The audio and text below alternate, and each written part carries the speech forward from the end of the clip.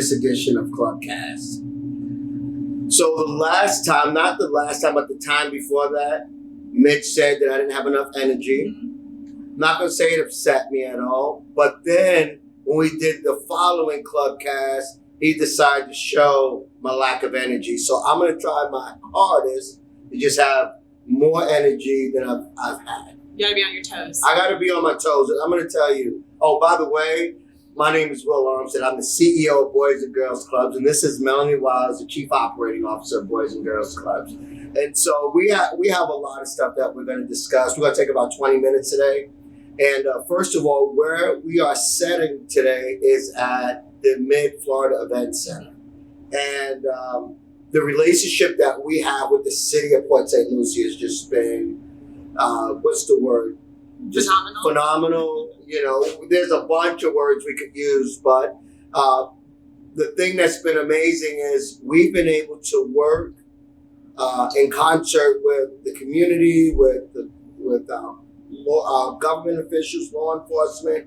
So having this location has been good for everyone. And so, Melanie, we're just going to jump right into some of the things that our 200 plus kids are having the opportunity to do for the summer. So every day, the last couple we told you about our theme weeks, which has been really fun for the kids. So I know Will and I both have kids here and the rest of them. Before you go any further, because if Mitch's going to tell me that I got to have high energy, I want to hear some energy about this whole Mid-Florida event center. Themes. All right, themes. We're going with themes. So if we were to walk you through the Mid-Florida Event Center right now, it doesn't look like it started day one. Mm-hmm. There's artwork on all of the walls. There's project the kids are working on. There's a whole city that they've just built that has a volcano that they're going to be doing a STEM project with.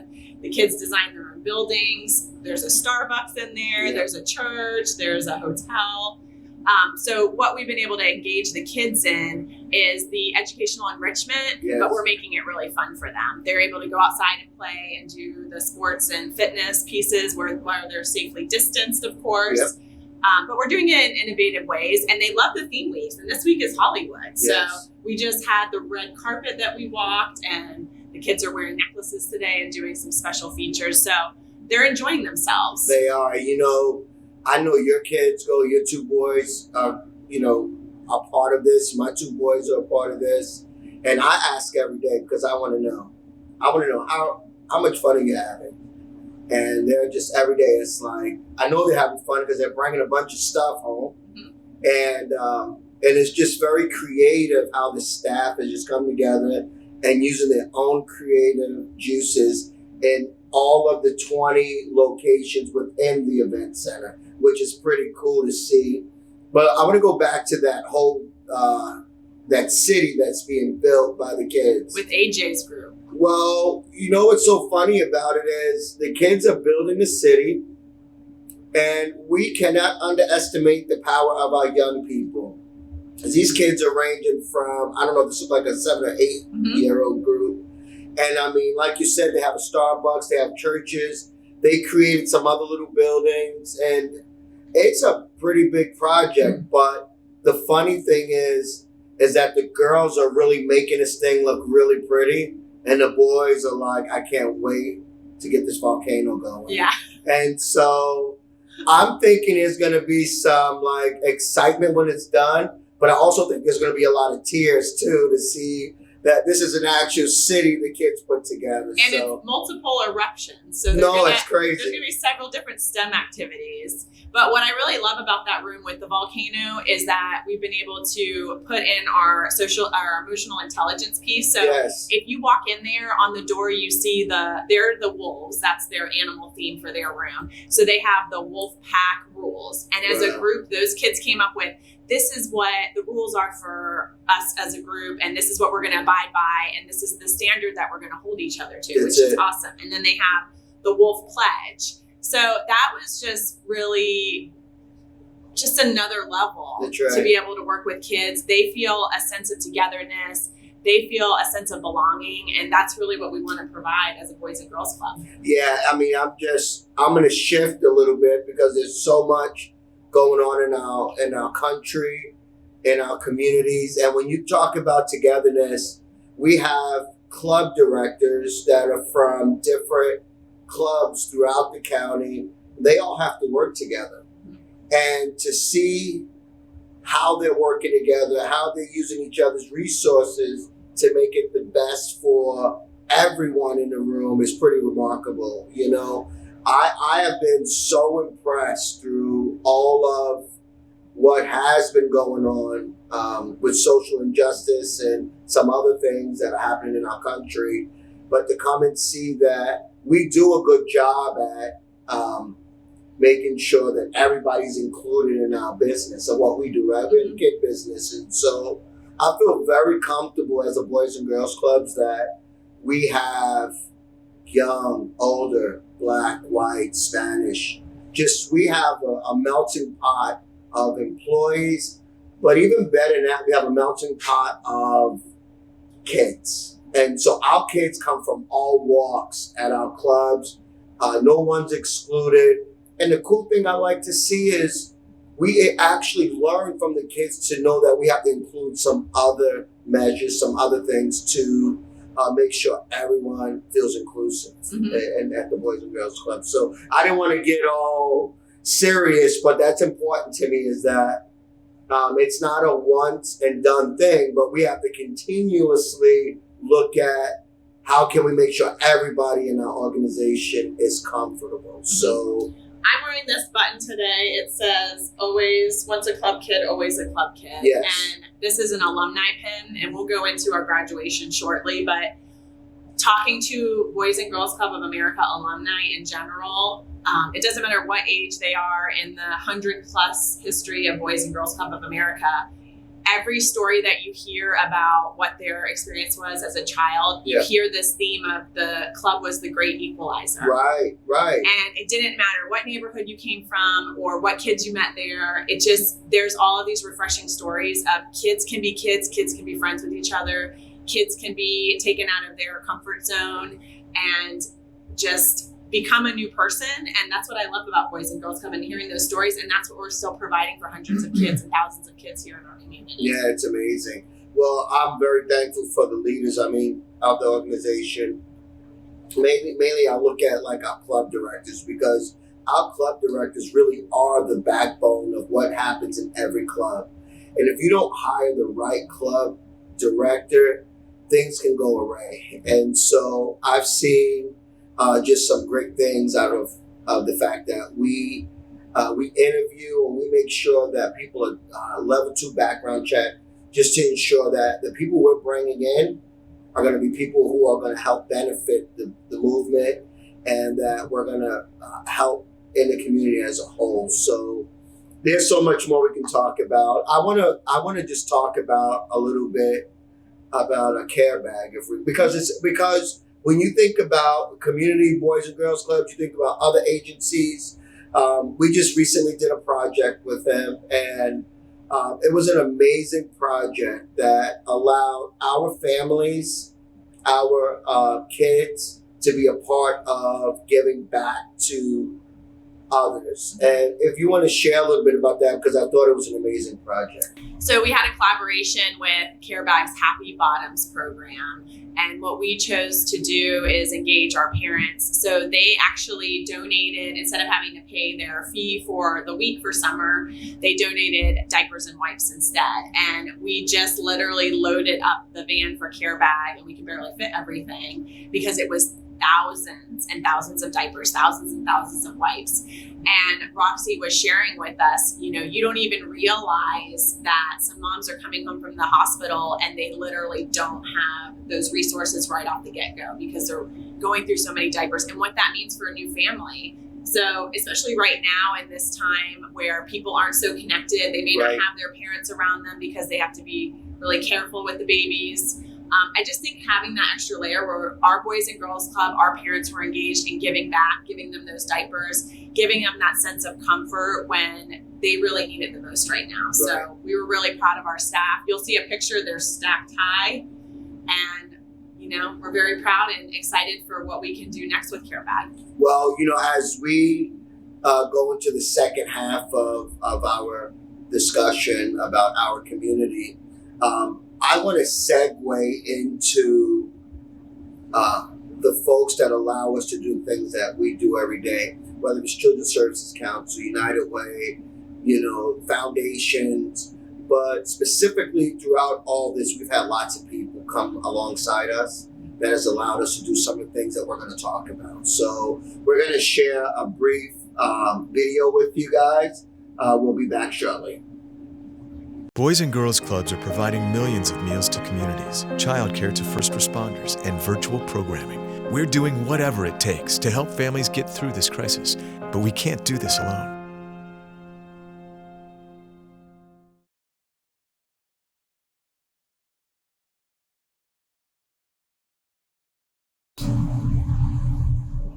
Welcome back to our second half of ClubCast. I want to talk for the next several minutes about the people that have allowed us to do some of the things that we're going to share with you. But I want to start with our Children's Services Council under the leadership of Sean Boyle. They have absolutely been amazing, not amazing partner over the years, but even during this COVID-19, it's just been really cool to be able to shift our budgets and make it fit so that we could serve the maximum amount of kids that we could serve. And then there's just so many other folks out there that some past donors and some new donors that have allowed us to be able to go virtual with our kids. They've allowed us to find innovative ways to connect with our kids during this time. And so I'll be remiss if I didn't talk about my board of directors as part of that, because we have school board members, we have all the police agencies and the sheriff's department. We got both the colleges, Kaiser University. Leslie Christoph is our chair this year. We have Dr. Wellman, who's with Indian River State College, and just so many people who we've collectively have come together to make sure that our community was intact during this time. And so I want you to share a little bit about, from your perspective, what we've been able to do for the families and how we're able to get families involved in what the next steps are going to be to get us through this summer. So I love what you mentioned about between Children's Services Council and our board as leadership. I think they're all bold leaders, yes. Right? So number one, they're coming to us with the needs of the community, and then they're bringing multiple people to the table to say, this is how we're going to collaborate to be able to make an impact. So Children's Services Council, for an example, even just their educational initiative that they brought St. Lucie Public Schools to the table, they came to the table. And then now we're all coming together and figuring out what needs to happen in our clubs and outside of our walls to make it happen. But it takes funding to do that. Yes. And so we've been very fortunate to be able to share with our donors, with some of these foundations, that this is the need. There needs to be more educational enhancements over the summer. Yes. There does need to be extended hours. We do need to go pop-up clubs outside of our walls. And so because of that, they've really stepped up, whether it's through chili cook-off donations, whether it's through individual checks, corporate checks, our strategic partners. Their investment has allowed us to do so much, which is keep this affordable to parents, yes, and to be able to expand to serve the kids. So we're really excited as of this week to announce at our Mid-Florida Event Center that we originally were going to have to raise our fee to $75, and now we're able to provide scholarships so that we're only charging parents $25 a week, which is very affordable. And even at that case, with any of our clubs, we still are able to serve and scholarship kids if they can't even afford that. And that's because of the investment of our donors. Yeah. So one of the things that Boys and Girls Clubs stands on is that no kid will be turned away. So I don't want to say that if a parent just could not afford to send their kid to the club, they would just need to talk to one of us, and we want them in the club. But when you look at $25 a week, so I'm kind of a skeptical parent. I've raised a lot of kids, and so I'm going to be like $25, like they're going to give me the bottom of the barrel. They're not going to give me much, but I'm happy to announce that we're going to have certified teachers in our clubs that are helping the kids along that need it. But then even kids that don't need it just can be connected with the language of a teacher, kind of help them acclimate back into school, like when school starts in the fall. There's going to be so many STEM programs going on throughout the summer. I believe that includes a couple shirts that they get when they start with us. It includes the meals. The Mid-Florida Event Center is providing meals to their contractor, which I ask my boys every day, how's the food? And they say it's good. Yep. So they're pretty picky boys. So if they say the food is good, the food is good, right? And it's kid friendly. That's the thing I like about it too. So there's a lot of great things going on at the center for that 25. So you're probably not going to get that level of what we're going to provide for you nowhere else. And I want to bring, because you have mentioned the chili cook-off. So for years, we have needed those dollars for the chili cook-off because it was part of us expanding our programs in the summer, being able to come alongside donors to be able to provide the teachers and the STEM programs and all that other great opportunities we offer the kids.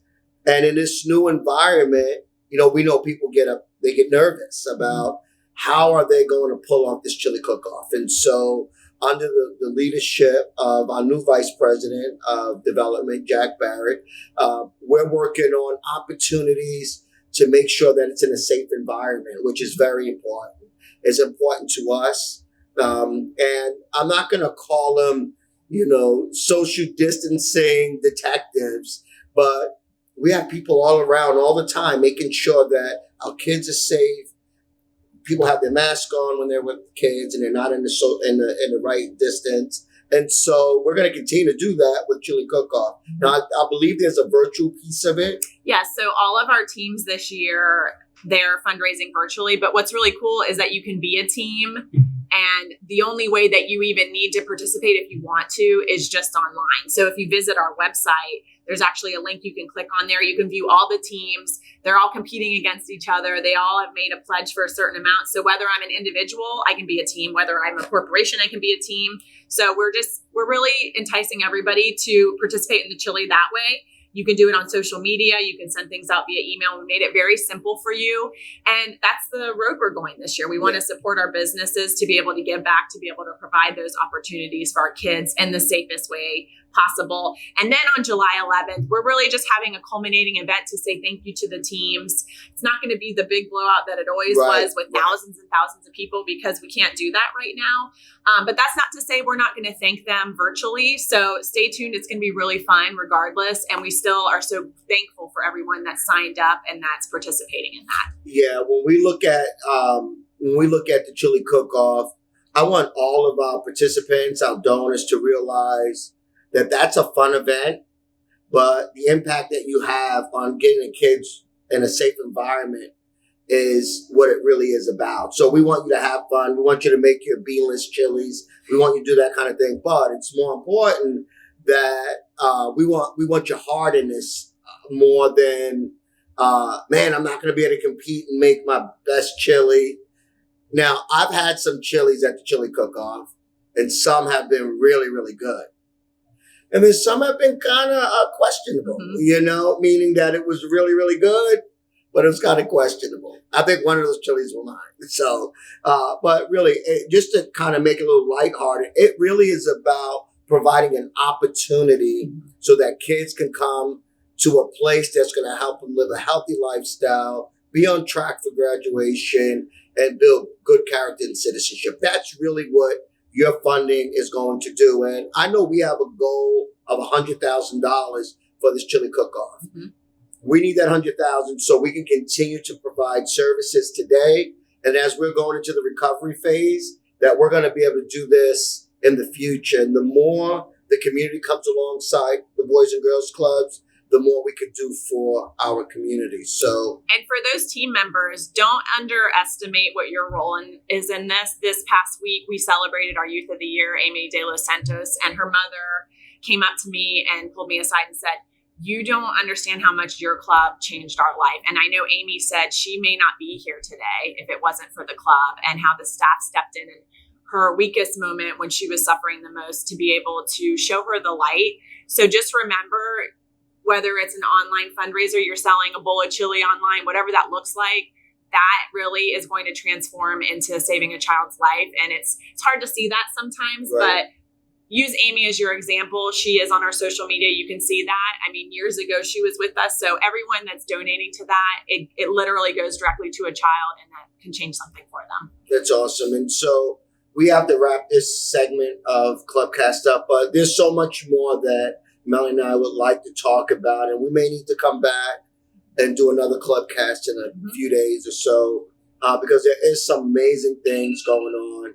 I know that we want to talk about a youth dialogue that we're going to be having soon. We're St. Lucie County. We're going to host that, and we're going to host that for the entire state. And we're going to use some of our law enforcement. We're going to use some of our experts, some of our kids like Amy, to really be the voice of the youth in the state of Florida. So when you think about a state as big as Florida, that could potentially go national. So we need your help to continue walking alongside us. Thank you for being a great partner.